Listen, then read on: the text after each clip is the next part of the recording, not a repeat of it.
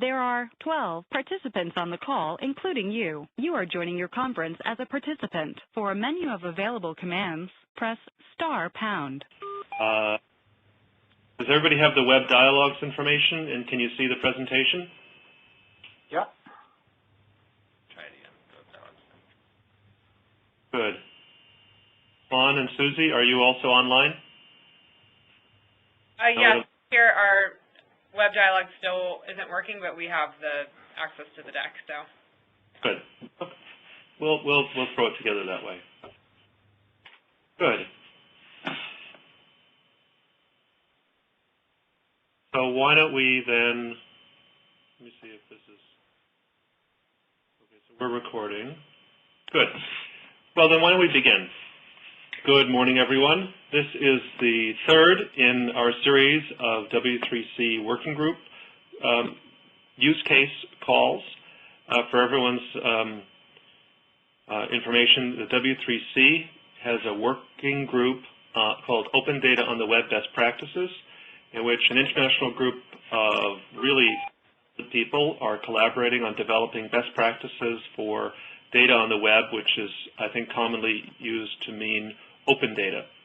And so we're looking specifically at best practices in publishing and consuming open data, the types of vocabularies that might be required to improve data quality and comparability between different data sets. And one of our really most important tasks is to try to learn from the marketplace to make sure that the standards we create really are grounded in market requirements. And we want to work hand in hand with practitioners all over the world so that as we develop our standards, we have an opportunity to share our ideas with other practitioners and validate that what we're working on really is solving problems that practitioners feel need to be solved. We had our first call with Jonathan Reichenthal, the CIO of Palo Alto, who shared with us his vision for open by default, open data by default. We had another call this week with Carol Post, who was the CIO for the City of New York, or the Commissioner for Do It, and she shared with us the work that she did in creating the open data strategy for the city that led to legislation which mandated the use of open data across the city. And today, we're really pleased to have with us Suzy's last name, I'm now spacing out on it. I'll just say we're really pleased to have with us some great guys doing some really fascinating work, Suzy Jack Kyle Hall and Juan Lopez, and Ali Farhani from the city and the county of Los Angeles, who will share with us some of the work they're doing to publish open data for LA. I just want to say up front that for those who are not familiar, there's a big difference between LA City and LA County. LA City defines one city which has about 2 million people. LA County defines 88 cities which have 11 million people. And I'm told if you were to think of that as a state, it would be the 7th largest state in the United States. So it's a really vast area. And we're going to hear today from both LA City and LA County. Steve, this is Ali. I think the city of LA's population is closer to 4 million, and my colleagues can correct me. That's correct. Oh, I didn't know that. Thank you. Big. That's very big. That's almost as big as New York. Wow. So with that, I think Suzy, Kyle, and Juan, would you like to start? Sure, we're happy to. Good morning, everybody. My name is Suzy Jack. I'm Deputy Controller here with Controller Ron Galprin in the City of LA, and I'm here with Kyle Hall and Juan Lopez, both Special Assistants to the Controller. And we, as a team, have been working since the Controller took office last July to make LA City get on board with open data. And so we actually launched the City of LA's first open data website with all of the financial data that we in the Controller's Office house and have access to. So we just wanted to start actually building off of what Steve was saying about just to lay out the differences. I'm sorry. Next slide, Steve. Just building on what Steve was saying to show sort of the breakdown of how things operate here in LA. Huge difference between the county and the city, And also we have some major players that are completely separate, are mostly separate from the county and the city as well, including our school district. Most other cities like Chicago and New York are combined county-city and also are running their school districts.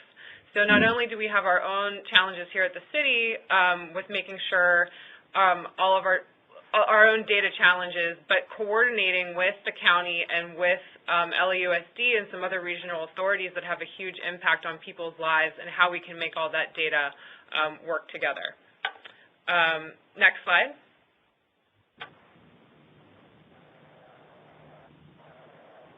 So this is just a little overview of how the city itself is structured. Just a few interesting things to note about the services that we provide.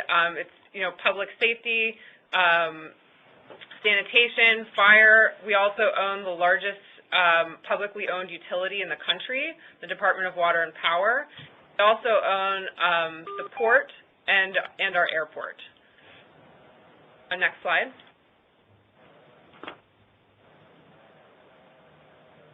So this is just some basic facts about LA we've already touched upon. Our population is 3.9 million as reported by the last census. We're a sprawling area, and you can see some of the other key facts there. Next slide. So just to give you a brief overview of what we do here in the Controller's Office, the Controller is the Chief Auditor and Accountant for the city. We run the city's financial management system, which connects to all 42 of our city departments. We maintain the records of nearly 560,000 checks issued, totaling $11 billion annually. We have to pay our 42,000 employees every 2 weeks, which we do so with over 99% accuracy. And we also cut the checks to all the city's vendors. That's close to $5 billion in payments annually. Next slide.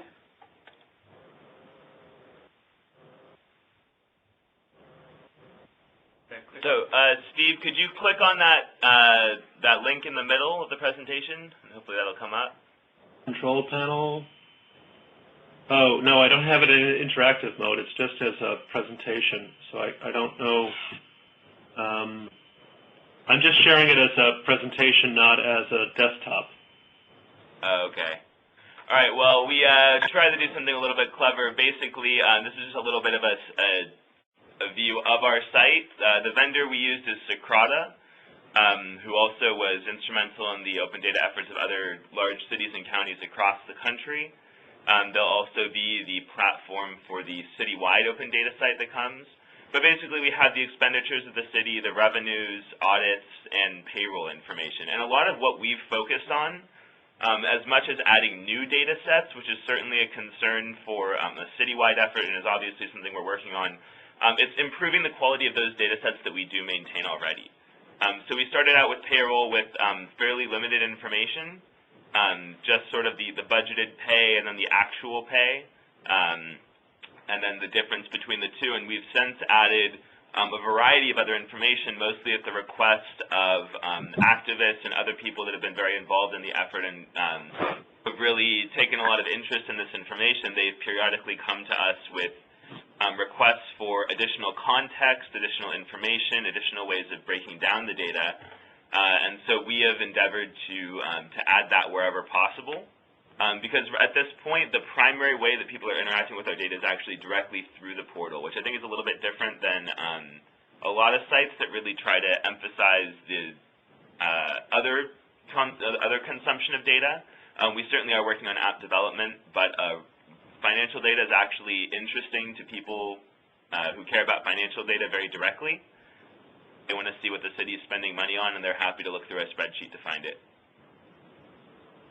Some of those folks that are particularly interested in it include neighborhood council members, which we have a very active and robust neighborhood council system of over 80 neighborhood councils in the city of LA, and they've been in existence for a long enough time now where they're becoming very well versed in the city's budget process, and so they've actually asked some really good questions that have helped us flush out that data a little more robustly, as have a lot of the bargaining units, and our partners in labor have had a lot of interesting questions about data that have helped us to flush it out.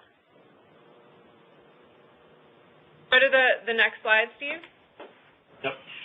Kind of jumping around a little bit, but just wanted to talk through some of the initial challenges that we face here in the city. Or is anybody working in government? I think the natural posture is to be defensive and reactive rather than proactive. And especially over the past 4 years, the City of LA, we've faced a significant economic downturn, and we've been cutting and cutting and cutting every year, which has made everybody even more defensive and reactive as just a matter of self-preservation. But also just culturally, I think every department considers their data proprietary, even as it relates to sharing it with other departments or policymakers. Everyone's kind of on a need-to-know basis. So the idea of open data was scary for a lot of folks in that they just don't have a lot of resources to do anything on top of what they've already been doing. And additionally, they just don't see the benefit of being open and sharing it. So we've really had to work with people and show them that there's a huge benefit to actually promoting the great work that they're doing by opening up their data and opening up their books and making it available. So second on there is obviously legacy systems. I think this is going to be a common concern for anyone working on open data from within government, especially with everything that happened to budgets in 2008. Basically what happened is we were at a point of a lot of hardware refresh and a lot of system replacements were needed to be done, and it frankly just didn't get done. The costs were deferred. And so, for example, our payroll system is 13 and a half years old. There's only one human being who can modify it. It's been customized over 11,000 times. Every 2 weeks, in order to meet payroll, we do at least one customization to the system, or at least one repair. The city maintains over 30 bargaining units, each of which has different rules, which have to be implemented in the payroll system. So that system is sort of on its last legs. It was scheduled to be replaced in 2008. But then the budget crisis happened, and every year it's been deferred by city leadership because there are other priorities. There's other systems that have been crumbling, including our 911 dispatch system, which was badly in need of replacement, and even that was deferred 2 years. So you're dealing with older systems that have just very poor reporting capacity. They usually require reports to be written manually, often by contractors, who are not on payroll, so there's a very literal cost in having these reports done, as well as the cost in staff time. So that's definitely been and also staff and expertise. Our office has a good number of people who work with SQL, who have some database expertise. We have 0 people who know how to use HTML. We have 0 people who know how to write in C++. We have 0 people who know how to write PHP or do basically any coding beyond sort of data analysis or data pull. And even then, we don't have true data expertise. We have auditors who have some data skills. We have system specialists who have some basic data and reporting skills. But in terms of advanced analytics, we go into the community, and in such a budget-constrained environment, we've actually basically relied on individuals from IBM and other places who are willing to help us out for free. We've been able to find a few folks like that to start to do some analysis on the data that we have, but out and seeing what can be found on no budget and with no in-house expertise. And starting to lay the foundation here in the city to also build up some resources and divert some resources to developing some expertise in these areas. I think we've already touched on resources, so I'm going to turn it over to Juan to talk about imagination. Yeah, so one of the largest challenges we had was a lack of imagination in the city. The average city employee has been with the city for more than 15 years, and we all know that humans are really creatures of habit, and changing what an employee does for years, and by the way, what they've been doing works. The lights are still running. Our network works most every day, except for today. And it works. And changing that is very difficult. With this open data initiative, we really showed folks within the city that the sky isn't going to fall. that it's okay to try new things. It's okay to think out of the box. It's okay to experiment. It's okay to take risk as long as the fundamental basics remain the same, as long as we keep doing our job. And we're really trying to instill this culture of innovation, of collaboration, and truly of imagination in the city, and something that's never been done before. Next slide. Why is this important? We wanted to just give a few key examples of how we've been interacting with folks around open data and who's been really involved. So we touched a little bit on neighborhood councils already. There's 95 across the city. They're locally elected. You have to live in your community to become part of your neighborhood council, and they are actually elected. They're supposed to be the more direct voice of the people and of neighborhoods. And so they've actually have a separate group of budget advocates that are now very engaged in the city's budget process, and they have been kind of the chief watchdog for the city in addition to the controller, which is also part of our responsibilities. So we've been working very closely with them, put their own data, make their own data available on our site, and additionally help get other data that they're interested in. So they've actually been helpful in asking questions like, for example, business permits. So they wanted to have business permitting information available as part of the data that we already had, so they could actually see which businesses in their neighborhoods had the correct permitting. So that was an addition that recently came about.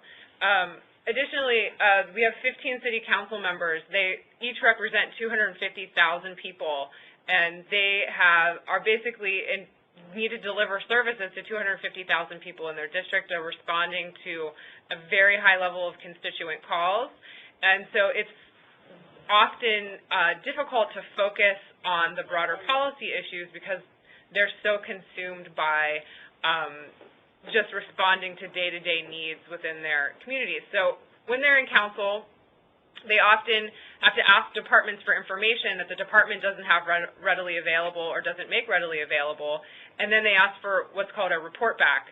And a report back takes 30 days, 60 days, 90 days just to get some basic information that they were asking for about a particular issue. And so since we've made a lot of the data available on our site, their staff, their legislative analysts and deputies have actually used the site to go on and get that information in advance of a committee meeting, so they have the context they need for their bosses to ask the right questions, and so that they can actually have a more meaningful dialogue with departments.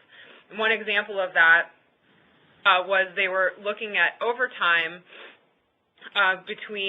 for the Department of Building and Safety, and they noticed by going on our site that the overtime cost for building and safety this year was far exceeding the same period of time that it was last year.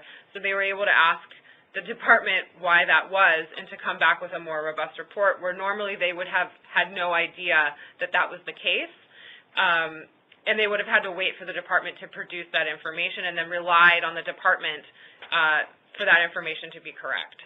So just that, even making that process faster is saving us tons of time and resources in the city. Then they can also get to the more meaty questions. And then there's also kind of a very pressing need internal to the city. Each department operates basically as a corporation in and of itself, and like most corporations, they're not especially fond of sharing resources with others. So there's really not, like, we don't have access to the systems for most other departments. No other department has access to our systems. So having some kind of common data sharing portal has obviously a lot of internal implications beyond, obviously, for policymakers, and something we're working on is creating kind of more dashboard views for policymakers. But really just in any way doing large-scale interactions between departments, identifying service overlaps and things like that, which also ties, the next point is data-driven decision-making.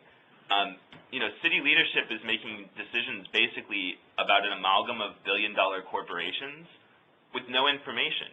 And in that environment, it's easy to see why often the decisions are not, in hindsight, optimal, because they're operating completely in the dark.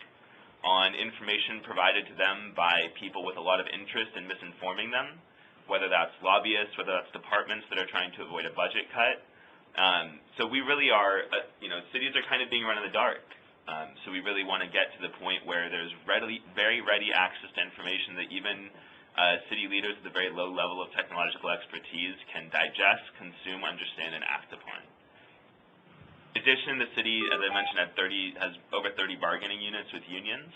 Those unions heavily rely on our financial information to have fair negotiations with the city, because they will make demands, they will make claims based on their understanding of the numbers, and having an honest conversation and what can be very contentious negotiations is a very useful baseline. And the reaction we've gotten from them is that they just really have appreciated sort of a level playing field where they have access to the same information that the people that they're bargaining with do, and that is the information that should be and is now available to the public.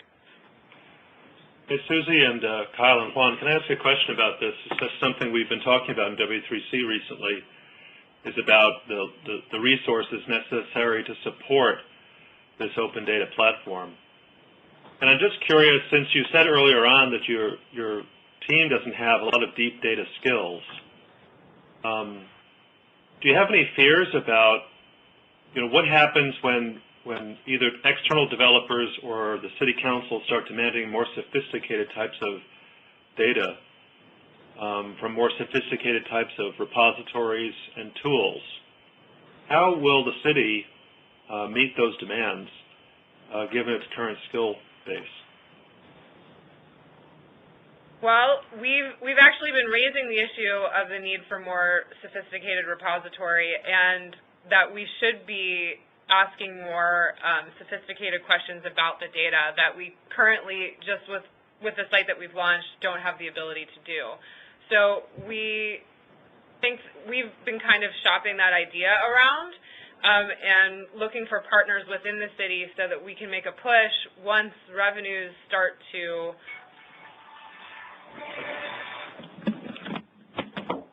basically for the city. So we're having to make cuts again this year, even though overall the economy is expanding.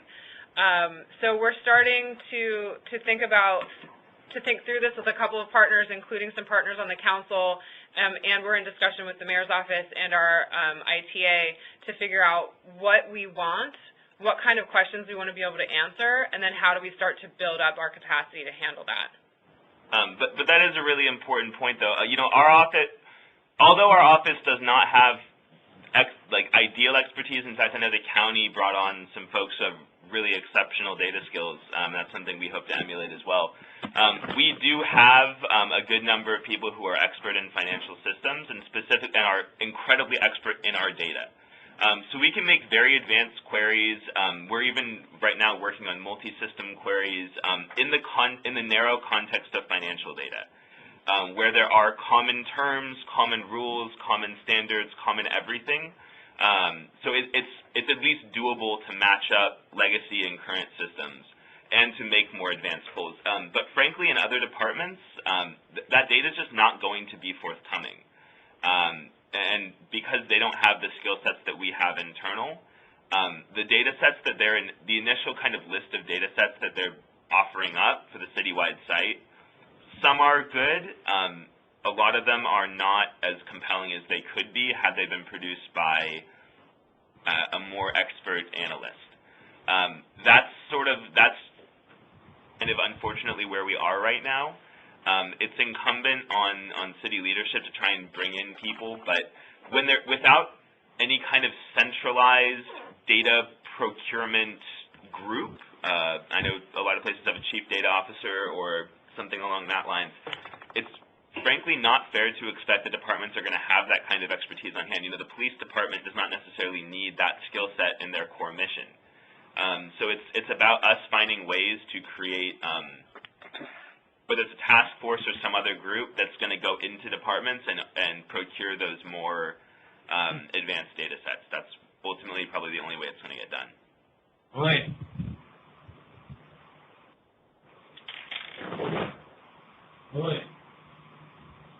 Do you want us just to keep running through the presentation? Yes, sure.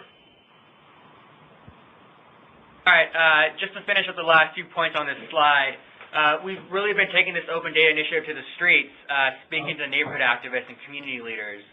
And when they realize they have all this data readily available at their fingertips, they naturally become engaged. They begin to ask questions that they would have never have thought of. They begin to wonder, well, why does a port pilot make more than $320,000 a year? Why did the city pay Rolls-Royce $16,000? And when they ask those questions, they naturally want answers. And when we engage with them and we talk to them about, well, there's fewer than a dozen port pilots in the city, and they bring every ship into our port. And we paid Rolls-Royce for helicopter training because we have several helicopters, and they're the best folks to repair helicopters. They naturally become engaged. And also, we've been partnering with hacktivists, and as the controller fondly says, geeks, wonks, and nerds, to create something of this data. It's one thing to make these columns and roads available. It's another to make parking your car easier in LA, or to make registering a business easier with the city. And that's the way we've been engaging with citizens. Unfortunately, in LA and most of the country, voter apathy, voter engagement is at an all-time low. The last general election had about 20% turnout. Our primary had about 17% turnout. So we're hoping that bringing in this new technology, we're bringing in a new generation of leaders and people who really want to make a difference in city government. Next slide.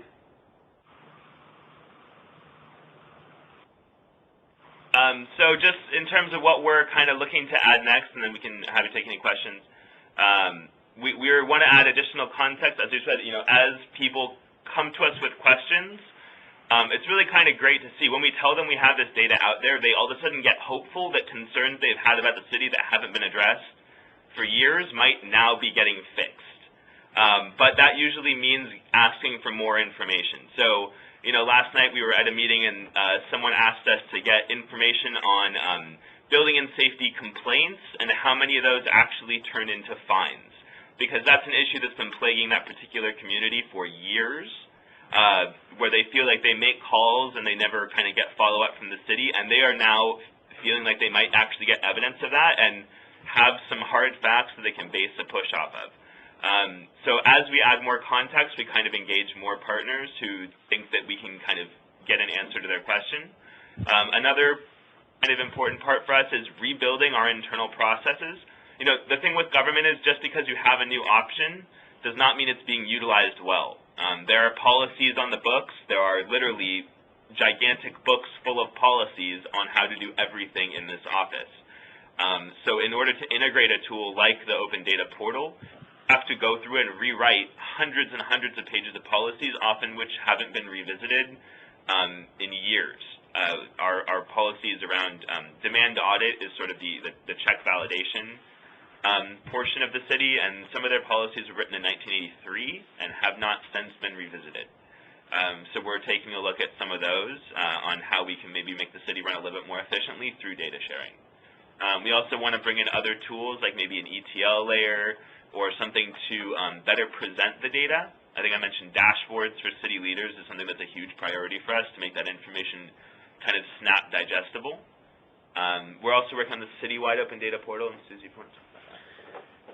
Yes, since we've launched our financial open data portal, we've been working with the mayor's office and city council to launch a citywide open data initiative. So they're in the process of gathering all types of other data sets from our 42 different departments and partnering again with Socrata to have a citywide site that has our financial data also federated in to give the full picture of the data that we have available in the city. So they're looking to launch that in the next couple of months.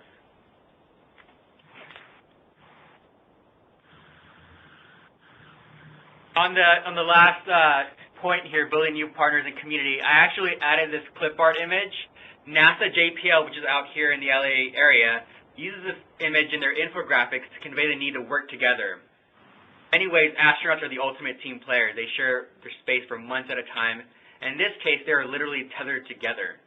And I put it here because in many ways, we are also venturing into new frontiers. We are engaging with people that we would never have engaged with had we not done this open data initiative.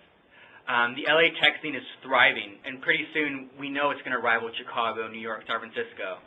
And by developing these new partnerships and by becoming a greater part of our community, we really hope that open data not only transforms government, but really reinvents and reimagines a city government.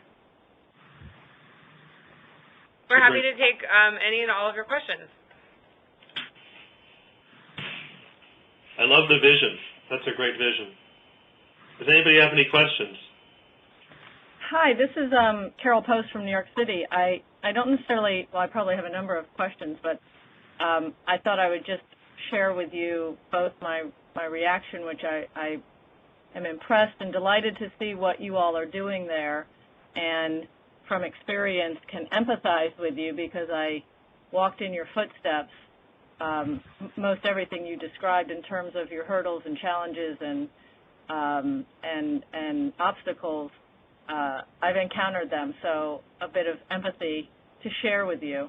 I've actually even referenced some of the exact same things you've referenced in this in terms of the historical evolution of open data in New York City government, but that notion that agencies are so protective of their data, but that once you do break through and are able to realize some transparency, you're able to declare that the sky hasn't fallen. And we actually use the exact sort of phraseology. So kudos to you, and keep forging ahead, I guess I would say.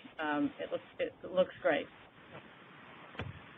Thank you, and we're very, very fortunate to have had New York pave the way in so many ways in this area. We've looked to you guys quite a bit.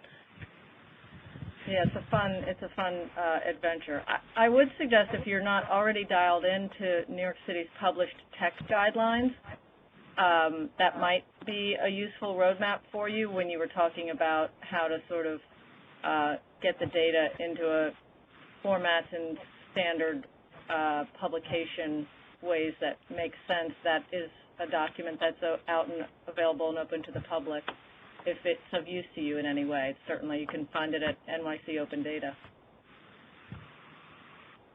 Yeah, and that actually does touch on a really interesting point that I know W3C is very involved with. You know, data standards are something we've kind of been struggling with. Since we just sort of started this out of nowhere, without, we just sort of did it internally. When we published data, we just went with the naming that seemed right to us or that matched to our system. But what we're finding is, there's so much more potential, especially with financial information that's so common across cities. If it's all semantically equivalent, if you can access, budget information from one city of the same way that you access another, there's so much more potential for comparing cities to cities, evaluating service performance, but there really isn't necessarily like an accepted national standard for how you should refer, especially to financial data. An accepted standard for how you should prepare that financial data. We're on a cash basis. Some cities are on an accrual basis. It says, those numbers are all billions of dollars different. So it's very difficult for us to do that kind of analysis that we're really, really interested in, which is, comparing ourselves to other cities, because it's just not exactly what's real in the comparison. That's right. Again, this is Carol from New York. I would, the effort that we undertook and using the Socrata platform, and actually Socrata stepped in to help us when we were partnering with Seattle, Boston, and I think Chicago, to have shared data on the data.gov website and to normalize it. It was that exact issue. We sort of all measure how fast you respond to an emergency, but some are in hours and some are in seconds and some are in days, and so there was a process by which Socrata actually provided some technical support to help normalize the data as it was fed into the system. So again, you might just explore that thread and see if it's useful to you. And Carol, I believe we did directly reference your tech guidelines when developing a citywide open data policy here in LA. We copied and pasted them and sent them to the to the group as a suggested incorporation, which they did incorporate quite a bit of them, as I recall. Cool.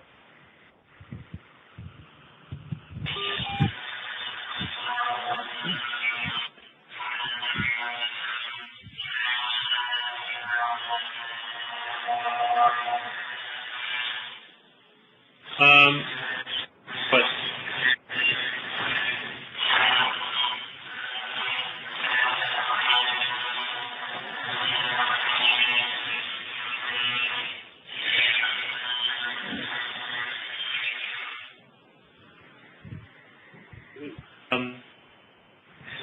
Holly, would you make some comments about what LA County is doing?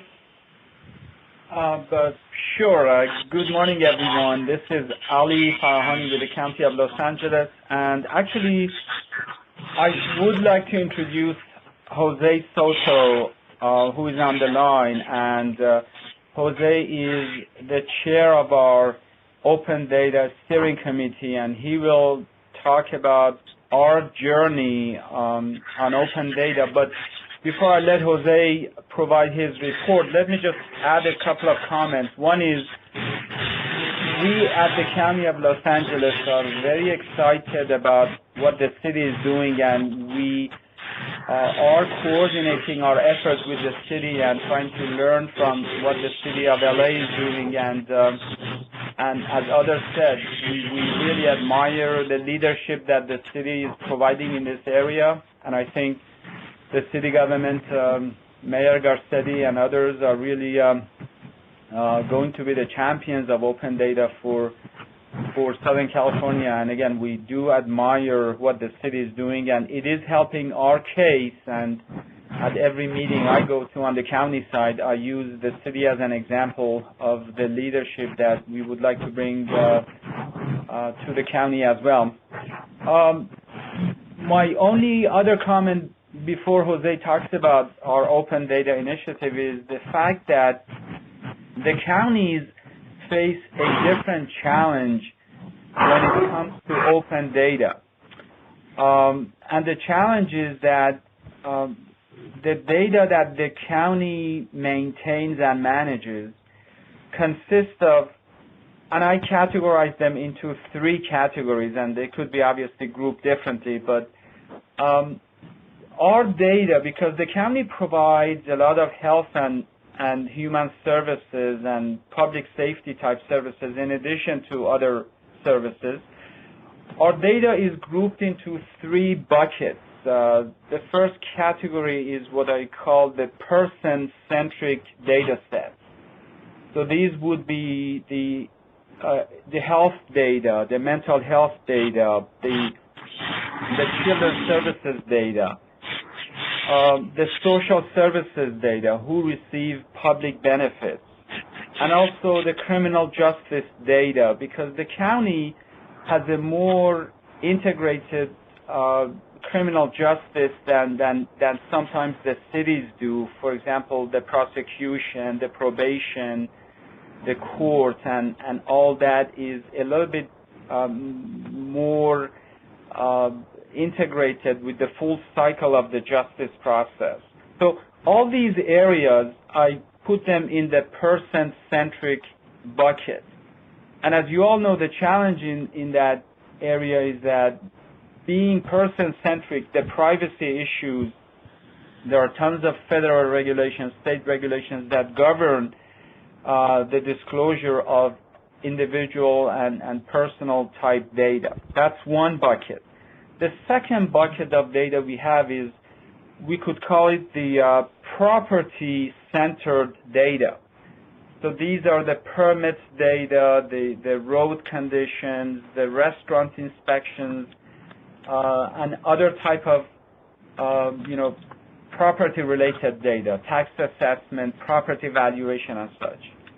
And obviously here, the rules and regulations are very different than the person-centric, much easier to deal with here.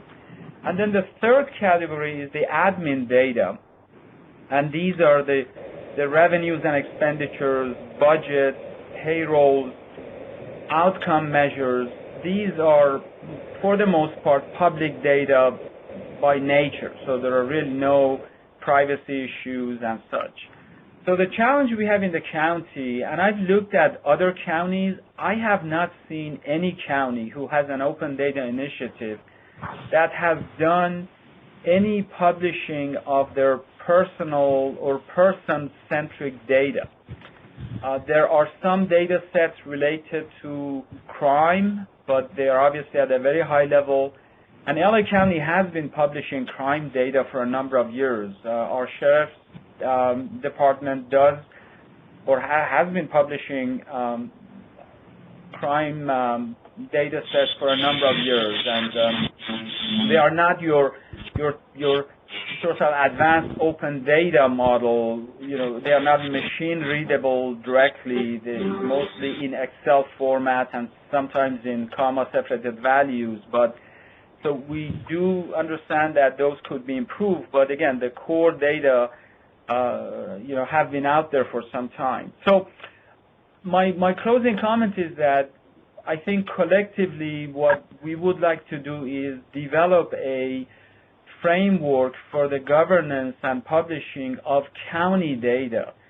And our biggest challenge, again, is around the model for person-centric data, because developing a consistent methodology for anonymizing the data, masking the data, making sure that we won't have problems with the mosaic effect down the road, and some of the other privacy regulations we have to comply with.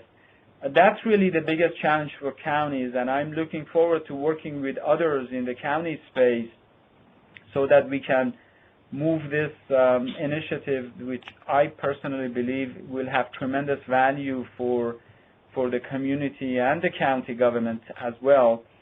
And with that, again, that's kind of where we are. And Jose Soto, who is my associate, and he is the chair of our Open Data Steering Committee, will take it from here. Good morning. Thank you, Ali. Appreciate it.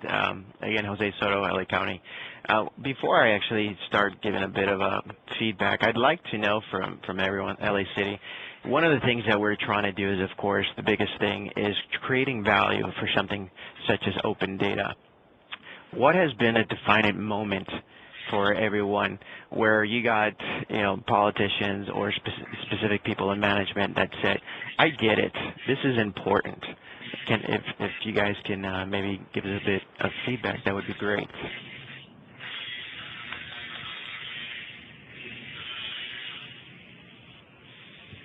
Defining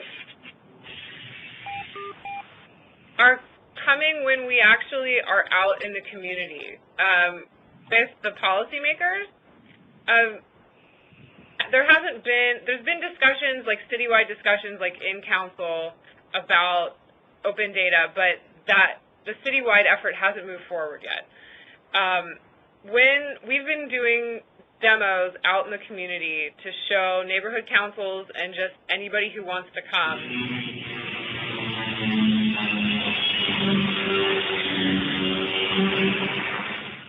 Might have a lot of background noise. Yeah, I'm going to hit star 78, and then if you want, and then after that'll mute everybody, and afterwards, please press star 6, and you'll be unmuted. Stars. All participants are now in listen-only mode. Can you guys hear me? You guys? Yes, Steve. I'm back on. Hi, Steve. Can you hear us? Yep, I can hear you. Go ahead. Great. So I think we've really seen a lot of the value from when we've been doing these demos in the community. We've done, I think, 5 of them now. We go out with the council member from that district.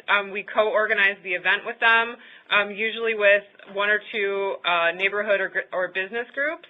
And we actually show people the site and what they can do with it and what's on there and what they're able to find out as a result. And I think that is what has brought it home to the policymakers and through them seeing the interaction of the community with the site and the excitement of the community about the fact that for years they've been saying that the city is not transparent and we're hiding things and we're not, not being forthcoming. And now here we are opening our books for everyone to see. And so when we explain it to people and we're in meetings and we're trying to emphasize how important it is, I don't think that it's really hit people until they see how the community has reacted.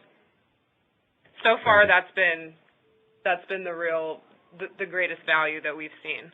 And we know that there's more to come, and we're working on, what the next steps are in order to convey that and actually turn that into more resources and more dedication to this issue.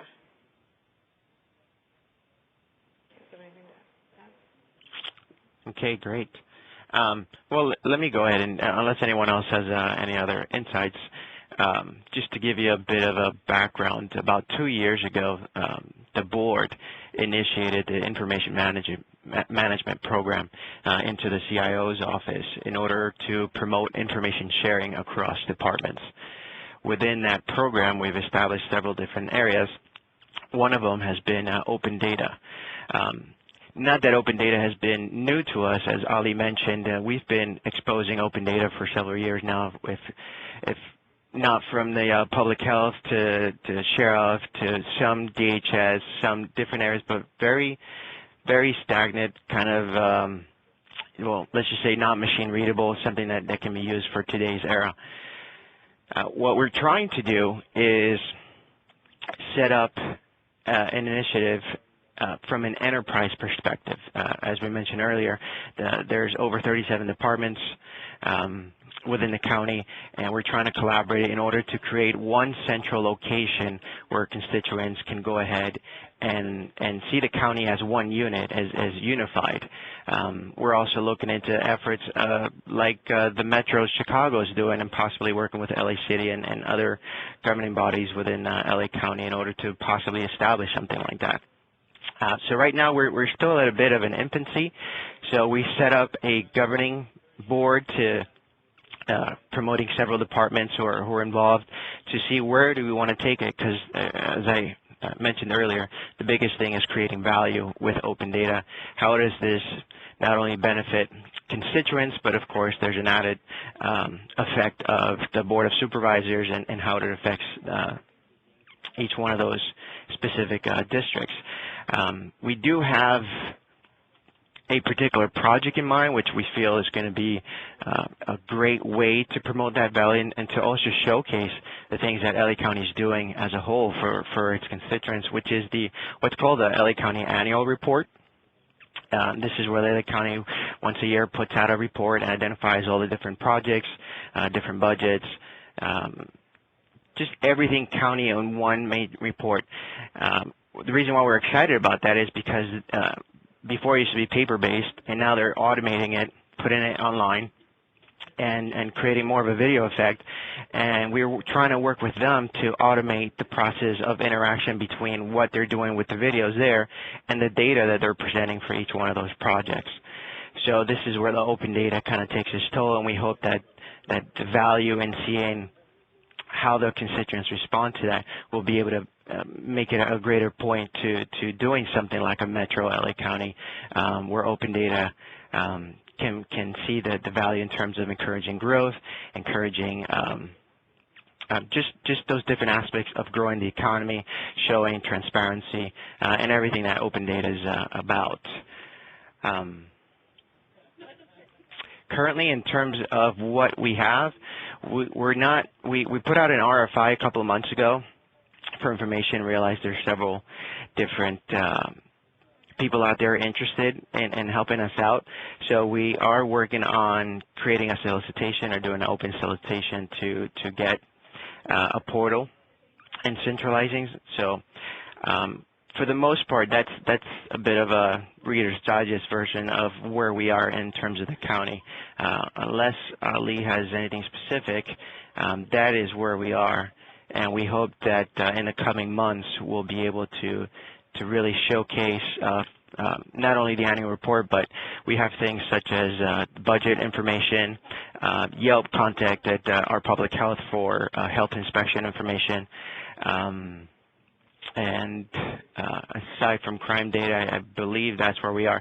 Our biggest, actually, in terms of open data is our GIS and location information. That's been a giant leap and bounds in terms of what LA County is doing, and what that domain has done in terms of open data and how it's been expanded. So we hope to include that into the portal itself to be able to do many things. I mean, we've looked at different companies such as Strata, Junar, open source, different areas. So we see all the different benefits, all the different areas, but we definitely see lots of potential in terms of making open data something that can be beneficial to the entire county as a whole. So with that, unless anyone has any specific questions, that's where we are in terms of LA County.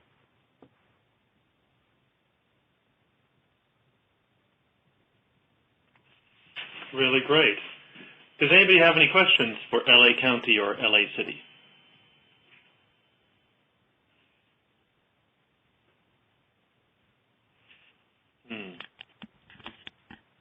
Mark Dixon, you always have good questions. Well, I'm just kind of hanging out, waiting to see what happens here. I mean, I think both the city and the county are on great, forward-looking tracks. Just like every city and county, I mean, the budget cuts have hurt over the last couple of years. People are struggling, but I think the more open and transparent we can make our government, the better it is. So I applaud the efforts.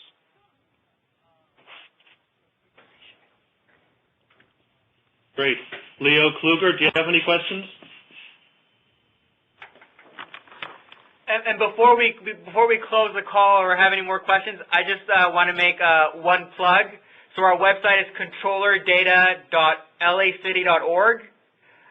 So please check it out, and I'm sure Stephen can get you in contact with us if you have any feedback or any comments.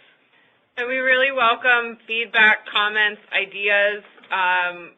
Like Juan, I think, outlined, we're in uncharted territory, and we need all the support we can get, and we really appreciate you guys having us on the call today.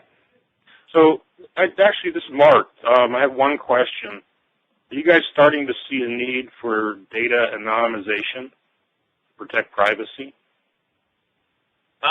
So we actually, because we have to do public records requests for a lot of this data that we put out frequently, we have a lot of internal standards to basically create dummy employee IDs that we've done consistently over time. We do definitely see a value in having something like a universal ID that also tracks employees that can be published anonymously. There's a lot of concerns around, there's a lot of difficulty around doing it. A lot of the data that truly needs to be anonymized, like in terms of health, does belong to the county. We certainly do need anonymization around some areas, like we're dealing with lawsuits right now. We're trying to look into our settlement data and workers' compensation data, and there's some very significant privacy concerns and legal concerns around that. So there's some anonymization required, but typically, honestly, what we've done is just remove those fields that put us in compliance risk. Like we don't include address information with our checkbook because the combination of a city employee's name and their address is protected information, and so can't necessarily scrub our financial information at every payment to a city employee. We are obliged to not put any addresses. We're working on creating kind of a citywide repository of those protected individuals, but it is, as you might imagine, not something our lawyers are thrilled about taking on, so there's been a little bit of pushback, but we're working on that. Okay.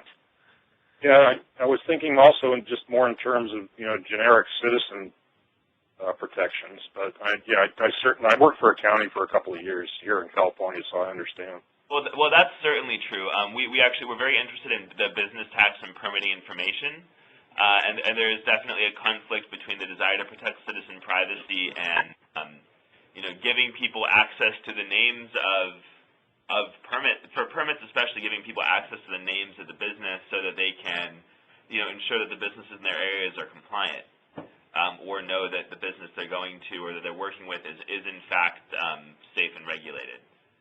So we have looked into it on some citizen-facing data sets. Currently, most of our data is internal-facing, so we haven't felt a need. But whenever you deal with those citizen-facing data sets, there's a whole universe of legal restrictions and federal, state, county, and city laws, actually, that all protect citizen information in different ways. So it's been quite a difficult process to try and get through all of those. Yeah, I bet. Well, keep plugging away. Good job. Thank you. Thanks, Mark. Any other questions? Yeah, I'm wondering for the team, and you started this initiative off, what sort of training or experience did you have that was able to that you used that was able to help you get this done or started? This is Suzy. My background is in none of this. I was a former deputy mayor for Mayor Villaraigosa, handling legislative affairs. So I was helping to drive things and project manage a bit. And Kyle and Juan? We sort of have expertise to the extent that we're both young and play with technology a lot. The actual data procurement or the data withdrawal skills, we have as I mentioned, a couple folks in the office who have very good expertise with SQL and a lot of experience with Oracle databases. But part of why we like the Socrata platform is there's very little actual kind of IT-style site management required. We mostly handle look and feel, managing data sets, coming up with new data sets that we should be adding, and ways to additionally contextualize that information. So that was actually what we saw as a huge benefit of the Socrata platform. Unlike a CCAN or something like that, there's no need to constantly be maintaining the portal. That's excellent. And I guess a related question for other cities or smaller cities who also have kind of similar sort of skill levels. What would you recommend is the right way to start? It sounds like Socrata is essential to making this work for sure. Well, Socrata, their best asset is really their team. They really helped foster this, and they were very, very supportive.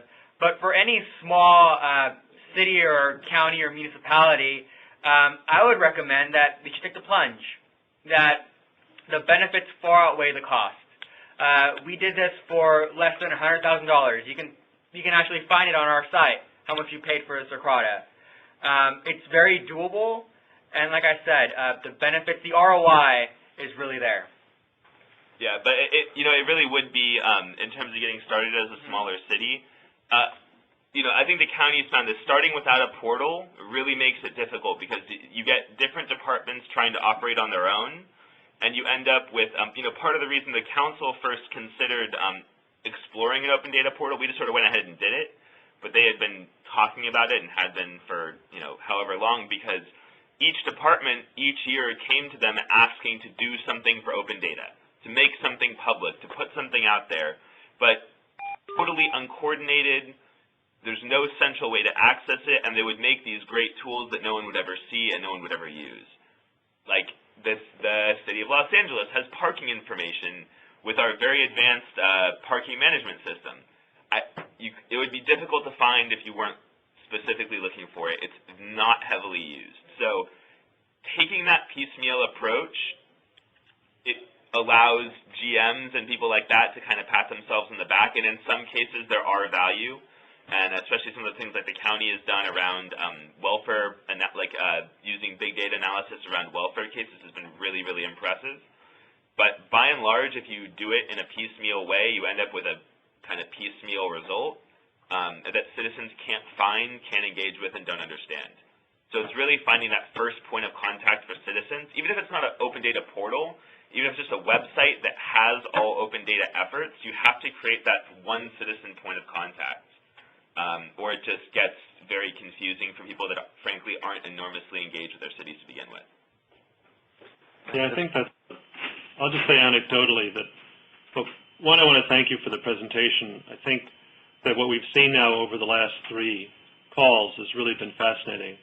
In the case of Palo Alto, we saw a very small city that's in the heart of Silicon Valley, and has tremendous IT skills at its disposal nearby, and has built a really visionary open data strategy that they're executing with limited resources. But I think it's fair to say that in that city, they perceive IT as being a foundation for innovation for the entire city.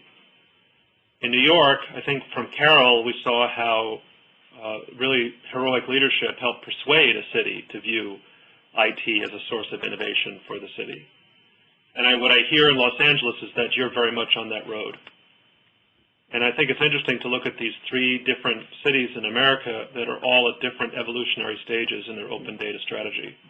And that's been really fascinating to compare and contrast them. I think this last point about Socrata, I'll say that I've worked with a number of people from Socrata, and they're great. And what they often tell me is that, yes, open source tools like CCAN are free, but you still have to support them. And it's different than if you work with a team of people who are developing software to be easy to use as opposed to just free. And I think I hear that again on the call today from you guys. Yeah, and I would say we have literally daily interactions with Socrata, identifying errors in the site, errors with how the things are handled. I think I have 37 open tickets right now with their support group. They hate me. But, that's all part of the package. They give you a service, you have a service level agreement, they give you access to their support resources that you can take advantage of as much as you want. If we had to do that in-house, it would not be done as expertly, and that's an enormous cost for a city like ours that doesn't necessarily have massive existing IT expertise. So when you're analyzing costs, free is not free if you have to maintain it for $10 million a year. And it would take probably a dozen people doing it. And when you look at labor costs, that gets in the millions of dollars really, really quickly. I think that's such an important point that we, I think, in IBM, don't fully appreciate ourselves when we look at, open source software and we perceive, okay, it's free and, the things that we sell are not free and we're at a disadvantage because they're selling free stuff, until you actually look at the implementation and realize that, at least at this stage, the open source community supporting CCAN is very immature and disorganized, at least in terms of support once implementation has been done. I think that the community supporting the development is very sophisticated and coordinated, but that's not the same thing as implementation. I think that's your point. That's really really great feedback and interesting, a different perspective than I know that we in IBM have been discussing when looking at Socrata and CCAN and other publishing tools. And honestly, if someone figured out a business model kind of like Ubuntu, where they offer a free product and then have incredibly robust customer support, that probably would be a good deal for a lot of cities. That's not exactly what's there right now, and there is no single entity that, cities have very complicated contracting requirements. We have to have someone signing. We can't just say that the open data community will be supporting this product. That we're actually legally not really allowed to do that. We have to have an agreement with someone. We have to have a service level. We have to have some kind of service level agreement, and that requires there being someone on the other end of the phone who's not just kind of the nebulous community. So that's really what's missing in CCAN and some of the open data efforts is, someone who will pick up the phone at 2:30 in the morning if your site just exploded. Yeah, that's actually fascinating because I know the U.S. government has decided to move from Socrata to CCAN for data.gov, and I wonder how they're going to manage that relationship. Maybe they have more resources and they can do it on their own, but I wonder if that's an experiment or if that's going to persist. Well, that's part of actually a federal mandate to use open source products where possible. We actually met with that team. There's only 4 people on the data.gov team. They're currently, because of CCAN and the technical strain it's put on them, they're actually now trying to hire multiple CTOs or CTO-style positions because their existing team hasn't been able to support CCAN as much as they'd like. And they're not a huge group. Even the federal government has resource constraints. Yeah, do you think it'll succeed? I think that the administration's invested enough that they'll try to put resources in place. And we've met that team. They're a fantastic group. Gene Holm over at NASA JPL is the data.gov evangelist and is fantastic, and they've done an incredible job. But I know it certainly is a strain for them to have to handle that relationship, to have to handle the support and maintenance. Let me ask you, so we're only talking about Socrata and CCAN, but let me ask you a question about more broadly about standards. So in the W3C, we're having lots of discussions today about technical standards for open data. Would you have any, guidance for us regarding standards that we might create and resource constraints that cities have? Is there anything that we should be cautious about in terms of developing standards that might exceed the resources that cities have, or skills and resources to implement? Is that something we should worry about, or should we take a longer-term view and expect those skills and resources to improve over time? So it depends on what you mean by standards. In terms of publishing standards, I think probably cities would benefit. Asking for a daily or weekly is probably a little bit difficult, but that most data sets should be updated at least monthly or something along those lines. In terms of semantics for standards, I think that's absolutely valuable. If you're talking standards for data production, that is an enormously different thing. There are literally tens of thousands of regulatory regimes that govern entities across this country, and a lot of them require things to be done in a certain way. The city has regulated itself as to how we do not report our fire response times in the same way that anyone else in the country does. Our numbers are not equivalent. We can't change that. That would require a legal change. And if there is some requirement that those numbers be produced in a certain way, we simply will not be able to participate until a regulatory change happens, and that's a time frame of years, not months, not weeks. So when you talk data production, I would say it's good to be a little bit cautious. There's a lot of cities typically, even if it's not a good reason or what we consider an ideal reason, we typically do have a reason for producing things in a certain way. It's usually a regulatory regime that we don't like but are forced to put up with. So when you expect cities especially to be able to produce data in a certain way, it's incredibly important to be cognizant of other constraints on them. Our first obligation is to the law. That's just the nature of being a government entity. So if we have a conflict between what we're legally required to do and a standard that is aspirational, the law wins every single time. So I would just say be careful in terms of standards for data production. And frankly, data conversion from however we do it to what would be equivalent to others is not always technically possible. So that would be my general take. Very important. I see that I still have a couple of W3C council working group members on the phone, Ig and Ghislaine. Do you guys have any questions on this topic or any comments? You have to hit *6 to talk.